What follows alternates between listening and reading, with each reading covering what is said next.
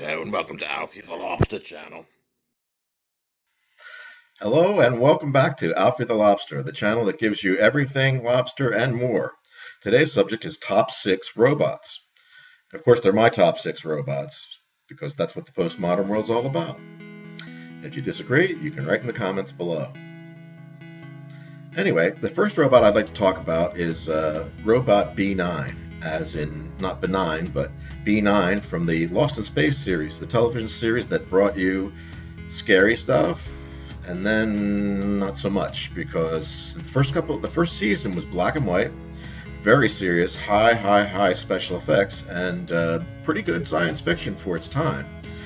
Probably a little too scary for television with the kids, so next thing you know, it got changed. But anyway, out of that came a really wonderful robot, the Robot B9, which, of course, if you're familiar with the series, he did start off in the black and white as being quite a scary fella and tried to destroy the Jupiter 2, and then went on to become a really nice guy. Well, I mean, Will Robinson converted him into a really nice guy, but Dr. Smith was manipulating him, and then, of course, Dr. Smith changed into something other entirely, and we wound up with the nicest robot you'd ever meet.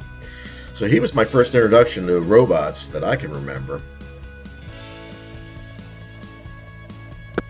So, on to robot number 2. And the movie, spoiler alert, is 2001: A Space Odyssey. If you haven't seen it, turn it off. Anyway, for those who have seen it, I'm going to give you a second. Yes. What do you mean he's a robot? He was a computer. Well, let's think about it. Dave and Frank, and the 3 other guys that were in hibernation, were inside a giant robot because Hal controlled everything. He controlled all the operations of the spaceship, the directions of the antennas, the ignition of the engines, even the pods. Well, yeah, we remember what happened with those there pods, but you can see how, really, when you think about it, the pods, the ship, all were a robot. Now, I don't know what your experience was with 2001: A Space Odyssey, and I'd had, some positive feedback from what robots were when I was a kid because of a Lost in Space robot. And then my parents decided to drop me off to see 2001 when I was about 6 years old. Needless to say, it blew my mind. And believe me, the scene where Dave goes inside Hal's brain, turns Hal off slowly, and Hal starts to go singing Daisy and stuff. That was my first notion of mortality. That and when Louis Armstrong died and they made a memorial to him during a football game. Both big losses, but I'll tell you what, that Daisy thing flipped me out for years. On to robot number 3. Robot 3 is another spoiler, so look out. I don't know if you've seen the movie, but if you have, you love it. Everybody loves it. Forbidden Planet, bringing us one of the first major motion picture star robots, and that would be Robbie the Robot.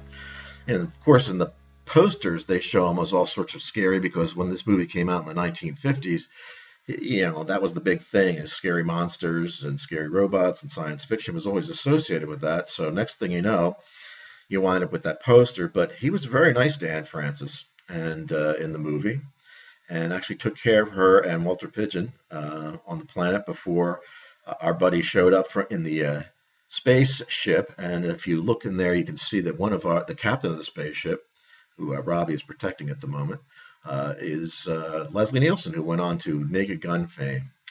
Anyway, Robbie was kind of an interesting robot in that he was programmed with the 3 laws of robotics because he couldn't hurt people. You can see here in this photo where he's sort of losing it after Morbius asks him to shoot a human being.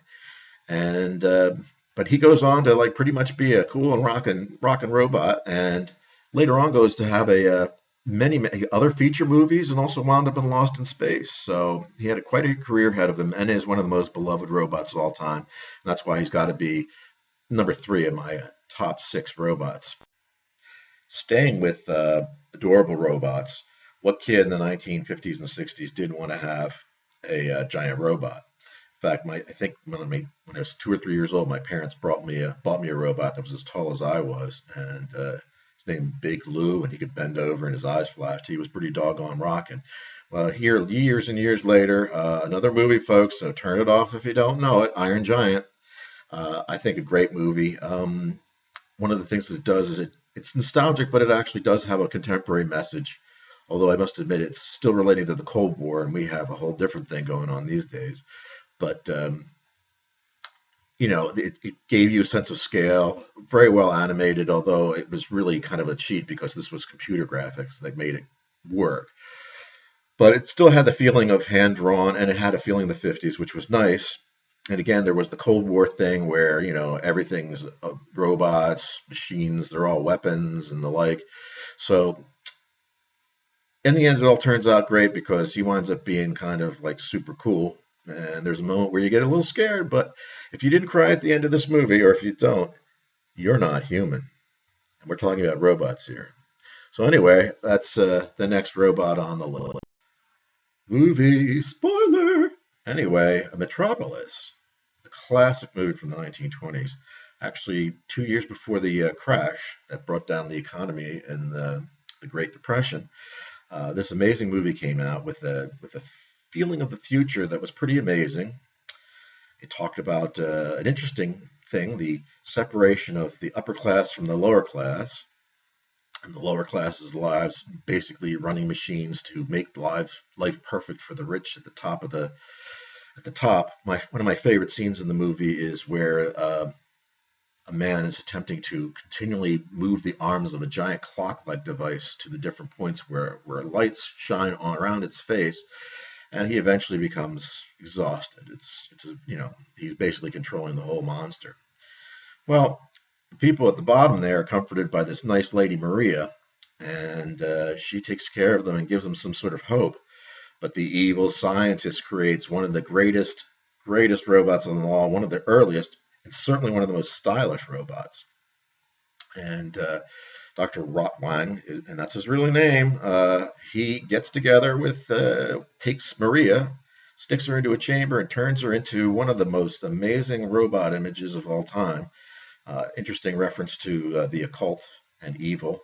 And as we can see, a lot of people really digging the robot machine thing. I mean, obviously, robots really weren't to this development at the time, but it was a pretty interesting social critique. Still very powerful, and I highly recommend this one. Number 2 of my all-time robots because, like I said, it's one stylish robot that's probably had a great influence on a lot of modern robot interpretations, such as some of the posters you might have seen in the 80s and 90s, and even some anime images.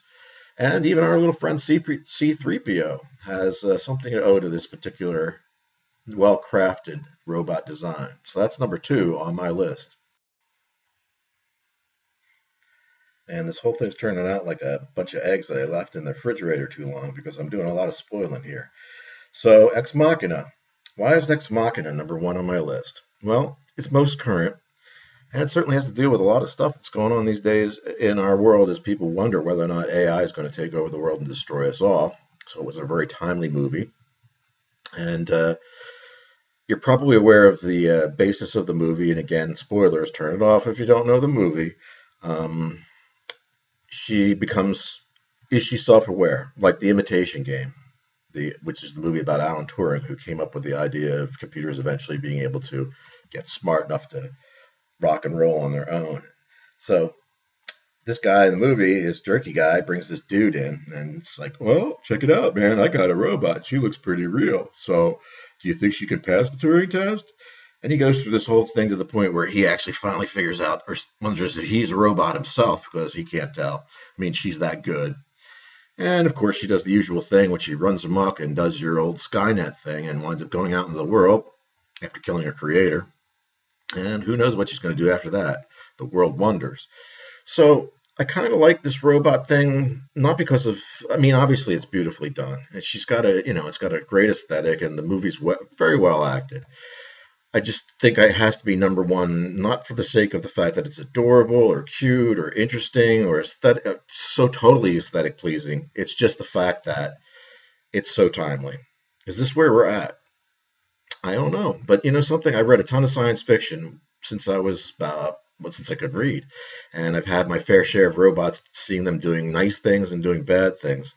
And I've kind of gotten to the point where everything that I've read in the science fiction books kind of came true. So the question is, will she or won't she kill you? Well, that's my top 6. Thanks for tuning in. I want to thank what the hell's the guy's name who does the music? Uh, I'll get it for you, put it in with the graphics. But I want to thank the guy for the background music and also all the wonderful people who support this channel so that I can. Well, wait a second. Maybe you don't have to support this channel. I got a lottery card here. Okay, I'm going to do this after every episode. So from now on, at the end of each episode, you're going to find out whether or not I'm going to have to do this for the rest of my life, or work at McDonald's, or if I win the lottery and get to retire, which is something I'd really like to do. But in the interim, if you want to support this channel, please go to Patreon and support my page, or any other thing that I've got going, supporting it in the near future. All right, thanks again for Alfie the Lobster, and talk to you soon. Breaking the law, breaking the law, breaking the law.